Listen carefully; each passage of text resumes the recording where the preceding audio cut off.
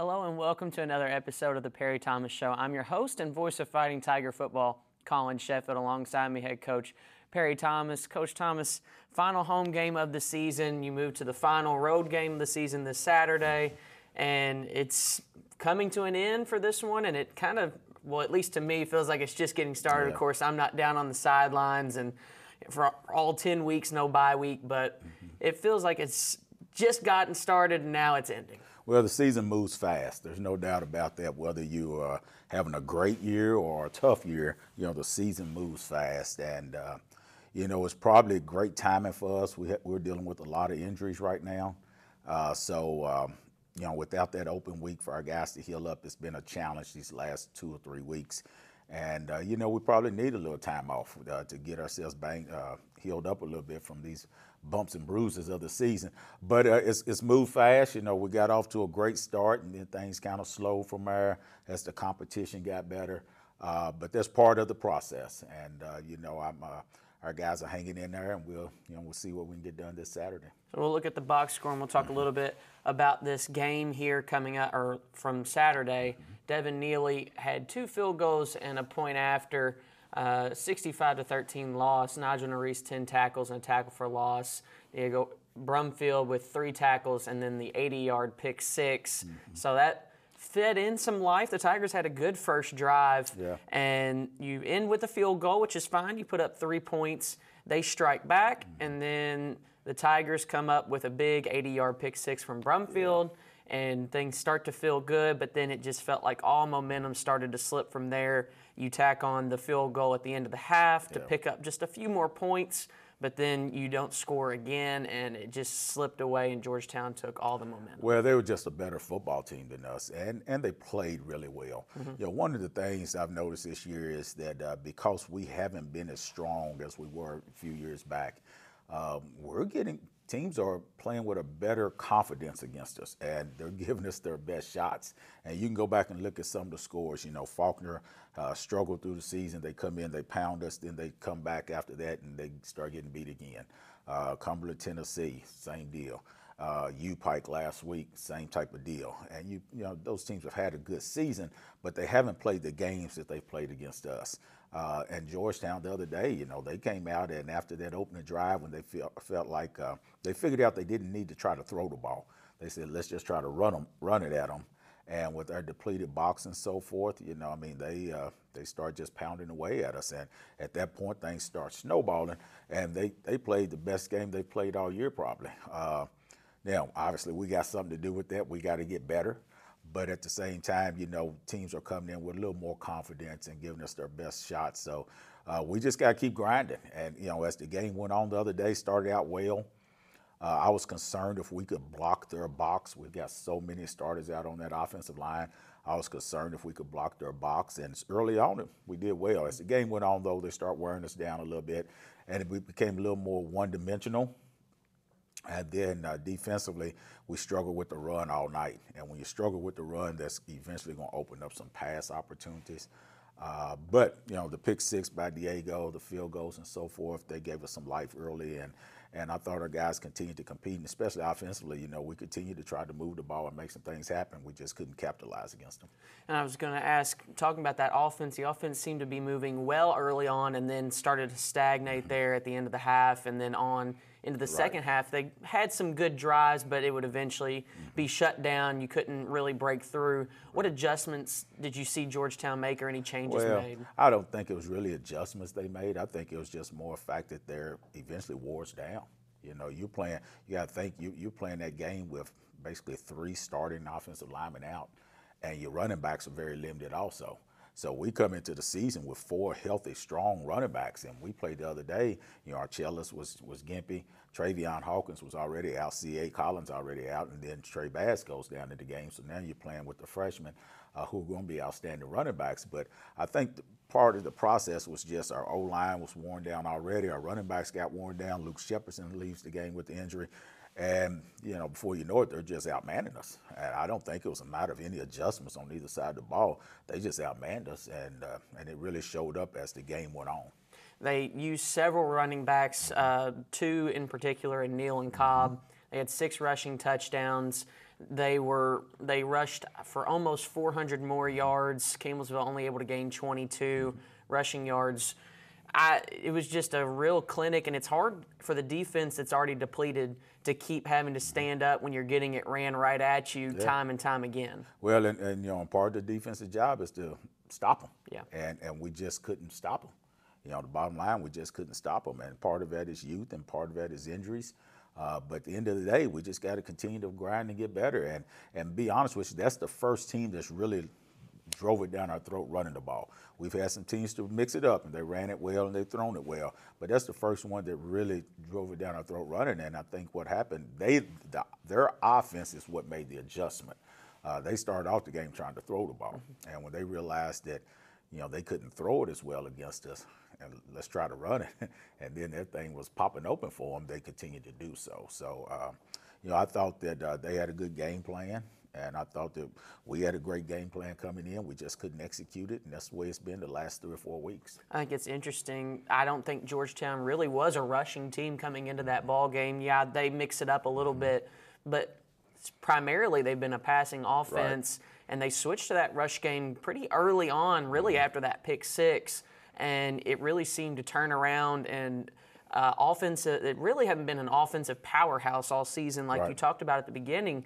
Just these teams coming out and giving these lopsided scores you don't usually see with the other games, because Georgetown's been in some really close games, including the 24-23 loss just the week before. They're a defensive team, and then all of a sudden they have over 500 yards of offense. Yeah, I mean, I just think it's one of those things where our defense has just gotten worn down. You know, and when you look at it, you got a lot of freshmen, sophomores over there playing. You know, the tough part for us, and it's hard for a non-coach to understand, is that we're in a division that's hard to improve in when you're young. So, like, if we're in the other divisions, you know, we beat St. Andrews, we beat Union and Appalachian. There's some other teams over on that side that we probably have a chance to beat. And now, suddenly, you're building easier and quicker. But in our division, in our Bluegrass division, it's tough. You know, in this MSC, it's tough because everybody is pretty good.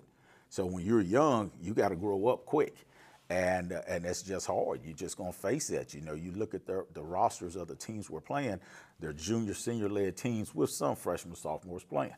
You look at us; we're freshmen, sophomores still with some juniors and seniors playing, and those guys just get worn down. You know, and that's why you play Union, you play St. Andrews, and you're able to blow them out. We got talent, but when you play up against these teams we're having to face now that are a little older, it's tough. When we come back, we'll talk with Coach Thomas about the upcoming matchup with the University of the Cumberlands here on the Perry Thomas Show.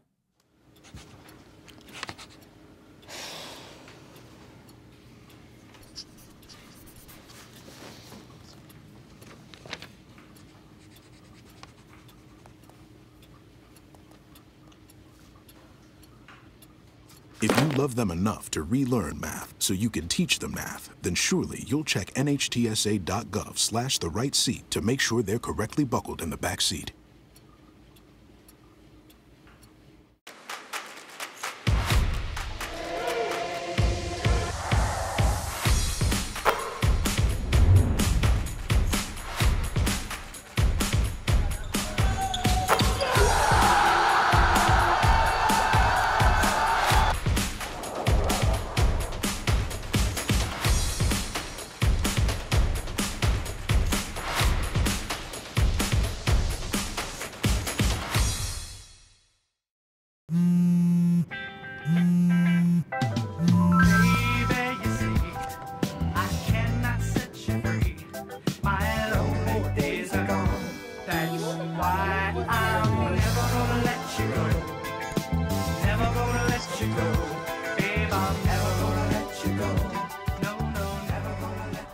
Here you go. Thank you. Thank you. Never gonna let you go. Never gonna let you go.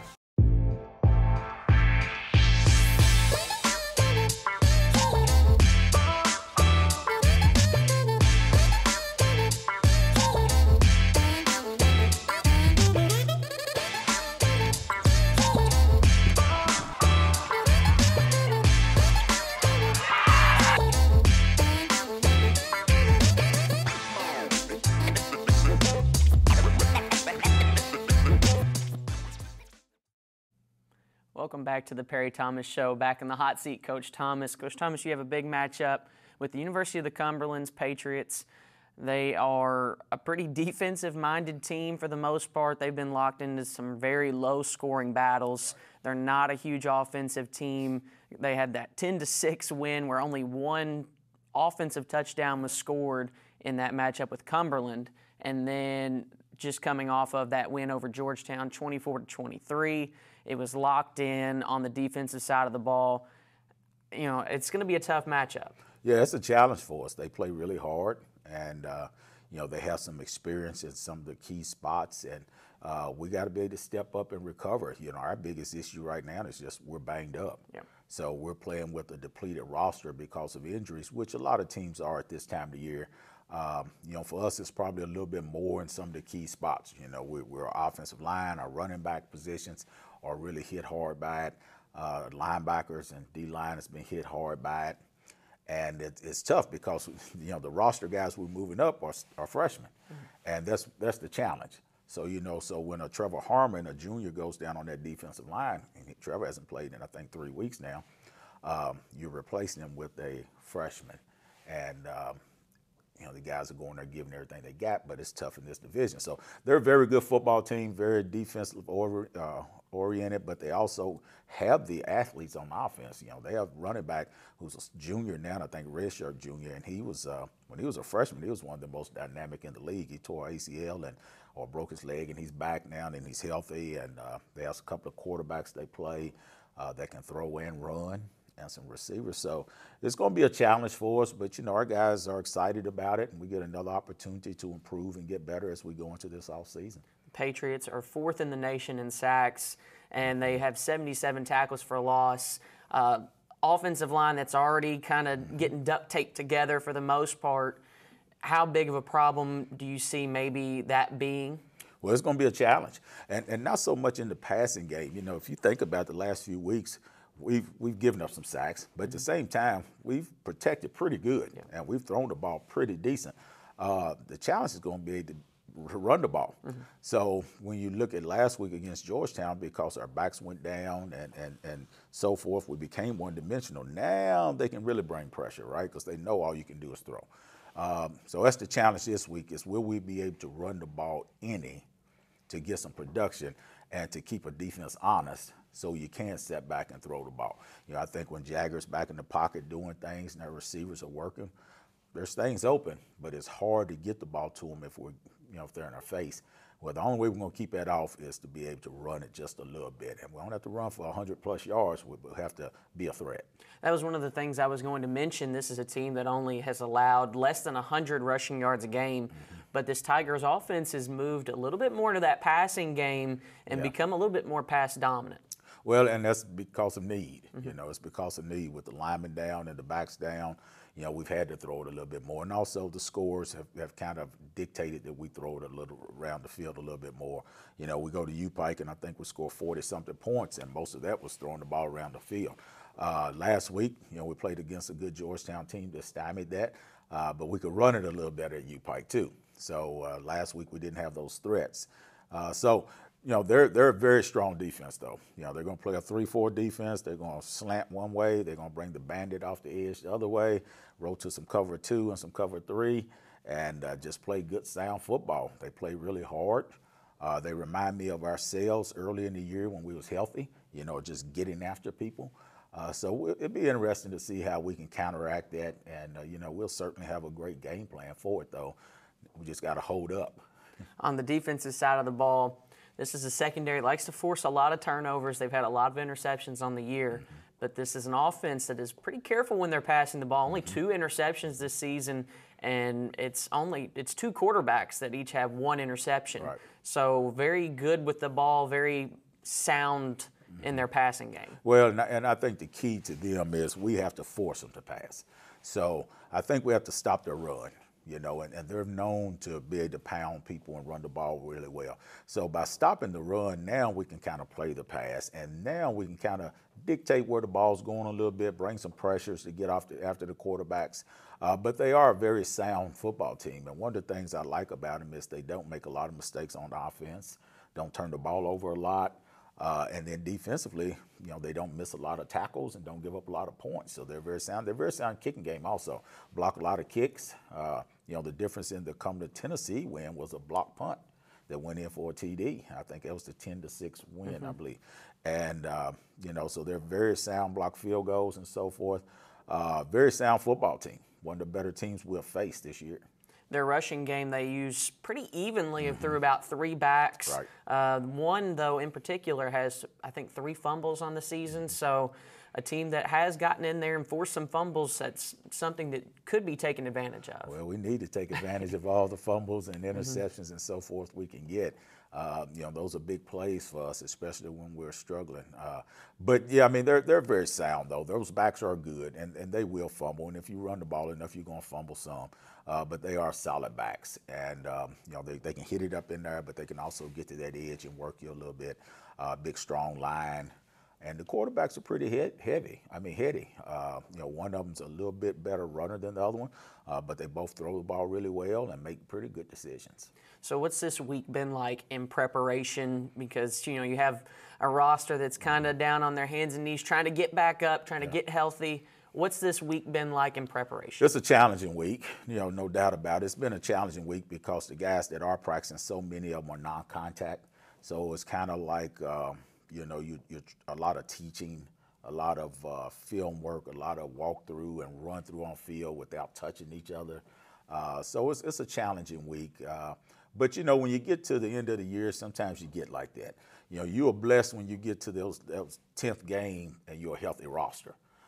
Fortunately, I've had some teams that we've gone into the playoffs pretty healthy, and I've had some teams we've gone into the playoffs beat up like this, but had enough talent that we could overcome it.